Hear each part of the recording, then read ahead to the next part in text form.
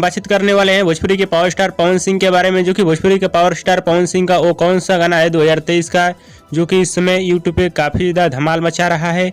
इसी के बारे में हम बातचीत करने वाले हैं इस वीडियो में। हाँ तो दोस्तों, इस वीडियो को लास्ट तक देखते रहें और जो लोग मेरे चैनल को भी तो सब्सक्राइब नहीं किए हैं वो लोग कर लें, क्योंकि हमारे चैनल पर भोजपुरी का हर खबर सबसे पहले आता है। सबसे पहले बातचीत कर लेते हैं भोजपुरी के पावर स्टार पवन सिंह के पहला गाने के बारे में, जिस गाने का नाम है पाचे के नाचे। यह इस गाने को अब तक भोजपुरी दर्शकों द्वारा 43 मिलियन देखा जा चुका है और 7,74,000 लाइक्स भी मिल चुका है इस गाने और पवन सिंह के इस गाने पे बहुत ही अच्छा इस समय रील्स भी बन रहा है इंस्टाग्राम पे। और पवन सिंह का दूसरा गाना है जो कि यूट्यूब पे इस समय काफी ज्यादा धमाल मचा रहा है, जिस गाने का नाम है लहंगा लहक जाई। इस गाने को अब तक भोजपुरी दर्शकों द्वारा 24 मिलियन देखा जा चुका है और 5,40,000 लाइक मिला है, जो कि आप लोग स्क्रीन में भी देख सकते हैं। और इस गाने पे भी बहुत ही अच्छा खासा रील्स बन रहा है इंस्टाग्राम पे। और पवन सिंह का तीसरा गाना ये है जो कि इस समय काफी ज्यादा यूट्यूब पे धमाल मचा रहा है, जिस गाने का नाम है धनी हो सब धन।